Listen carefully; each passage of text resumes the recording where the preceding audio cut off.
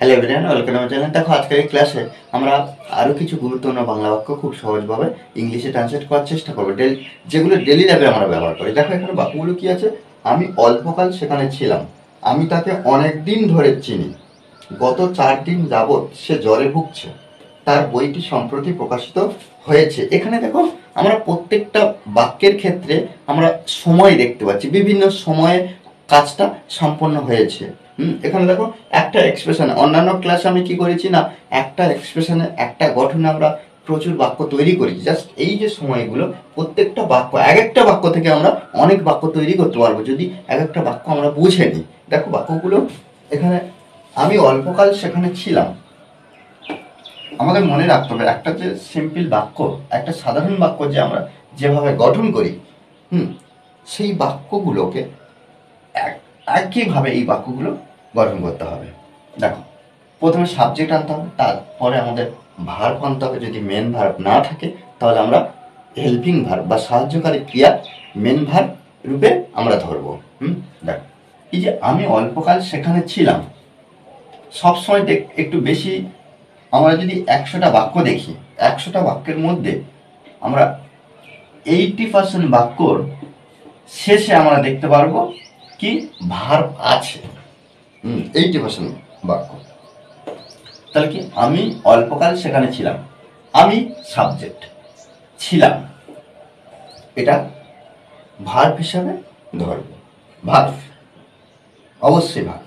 তাহলে কি আমি আই, ছিলাম, ছিলাম, আমি ছিলাম, তাহলে পাস্টে, অতীতে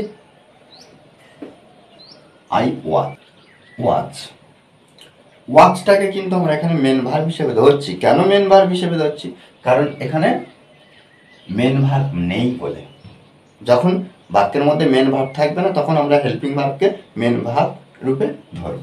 তাহলে আই ওয়াচ, আমি ছিলাম, কোথায়? সেখানে, দেয়ার, আই ওয়াজ দেয়ার, আমি সেখানে ছিলাম, ব্যাস কমপ্লিট। কিন্তু না, এই যে অল্পকাল, এই সময়টা বাকি আছে, এই সময়টা কি করব?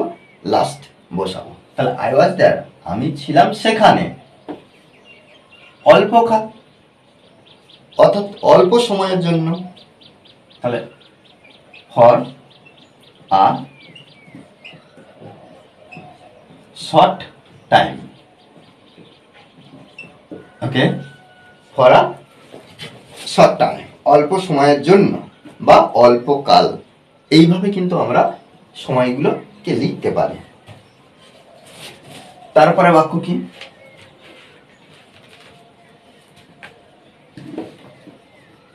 আমি তাকে অনেক দিন ধরে চিনি। এই এক্সপ্রেশনটা কিভাবে হবে? এই যে চিনি, অনেক দিন ধরে, কে চেনে? আমি চিনি, কাকে? তাকে, ব্যাস আমি ভাগ করে নিলাম। তাহলে আমি তাকে অনেক দিন ধরে চিনি, তাহলে আগে থেকে চিনি, এর জন্য কি কোনো কাজ হয়ে গেছে, এরকম বিষয়টা যদি দেখি আমরা, তখন আমরা কি করবো? হ্যাভ হ্যাজ মধ্যে যে কোনো একটা আনবো, তারপরে যে ভার্বটা বসবে সেই ভার্বটা past participle of the main verb, past participle of the main verb, অর্থাৎ মেন ভার্ব তার V3, V3 করতে হবে। আমরা জানি এই যে আমরা একটা ভার্ব এখানে দেখি, V1, V2 আর V3। আমরা যদি ডু ভার্ব দেখি, ডু, ডিড, ডান, এই যে V3, এটাকে বলা হচ্ছে পাস্ট পার্টিসিপল। আর যখন হ্যাভ হ্যাজ ব্যবহার হয় তখন তারপরে যে ভার্বটা বসবে সেটা সবসময় কি করতে হয়? V3-তে করতে হয়। তাহলে আই হ্যাভ, চিনি, চেনা বা জানা, ইংরেজিতে কি? নো, চেনা বা জানা, ইংরেজিতে কি বলা হয়? নো। নো থেকে কি করতে হবে? নন, V3-তে। Okay, I have known, I have known, আমি চিনি, কাকে? তাকে, হিম। তাহলে আই হ্যাভ নোন হিম, আমি তাকে চিনি। এই যে অনেক দিন ধরে, অনেক দিন ধরে, এই সময়টার জন্য আমরা কি করছি? For a long time, for a long time. এখানে যেমন অল্পকাল বা অল্প দিনের জন্য এরকম বোঝালে আমরা কি করবো, ফর আ শর্ট টাইম, আর এখানে ফর আ লং টাইম, ব্যাস। তারপর বাক্য কি, গত 4 দিন যাবৎ সে জ্বরে ভুগছে।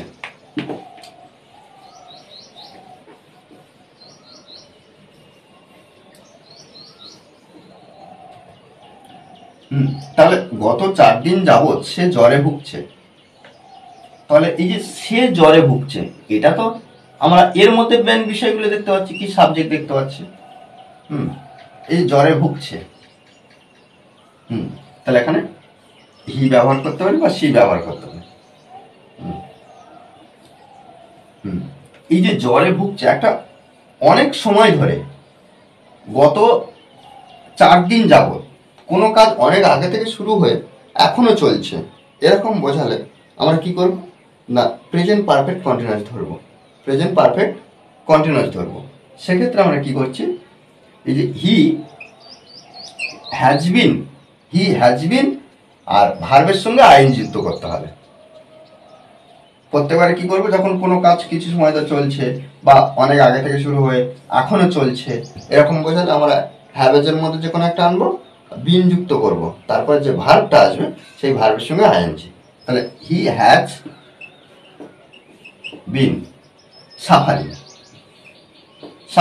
সাফারিং মানে সাফার মানে ভোগা, সাফারিং ভুগছে, এখানে টেনশনে যে আমরা করলাম, হি হ্যাজ বিন সাফারিং,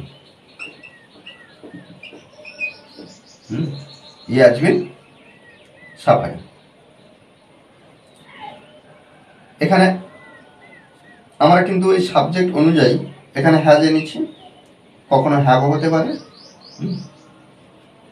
আচ্ছা, তাহলে এবার গত 4 দিন যাবত, গত 4 দিন যাবত অর্থাৎ কি গত 4 দিনের জন্য, তাহলে এখানে আমরা ফর ব্যবহার করব, for last, for last 4 days, 4 days, ওকে। তার বইটি সম্প্রতি প্রকাশিত হয়েছে, তাহলে এখানে তার বইটি সম্প্রতি এখানে আমরা রিসেন্টলি ব্যবহার করব, প্রকাশিত হয়েছে, তাহলে এখানে তার বই, হিজ বুক, তার বইটি।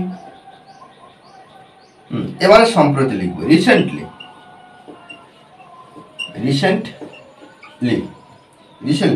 হিজ বুক রিসেন্টলি প্রকাশিত হয়েছে, বিন পাবলিশড,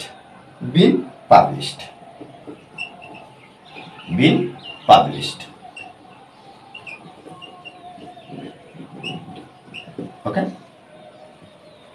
বিন পাবলিশড হয়েছে বোঝাচ্ছে, এখানে কিন্তু হয়ে গেছে, প্রকাশিত হয়ে গেছে। ওকে, দেখো এইভাবে কিন্তু আমাদেরকে প্রত্যেকটা বাক্য সুন্দর করে চেষ্টা করতে হবে, আমাদেরকে বুঝে নিতে হবে। হ্যাঁ, শুধু মুখস্থ করলে হবে না, আমরা সবসময় কি করব, কিভাবে গঠন হবে, টেন্সটা শুধুমাত্র আমাদের গ্রামাটিক্যালের যে প্রচুর আইটেম আমাদেরকে শিখতে হবে এটা কিন্তু নয়, শুধুমাত্র টেন্সটা একটুখানি সময়টা, এই বিষয়টা একটু আমাদেরকে শিখে নিতে হবে, তবে কিন্তু আমরা ইংলিশে ইমপ্রুভ করতে পারবো। ওকে, আর এই ক্লাসটি যদি ভালো লাগে অবশ্যই লাইক করুন, শেয়ার, আর যারা কোনো এই চ্যানেলটি সাবস্ক্রাইব করেনি তারা অবশ্যই চ্যানেলটি সাবস্ক্রাইব করে পাশে থাকবেন। Okay, thanks for watching this video.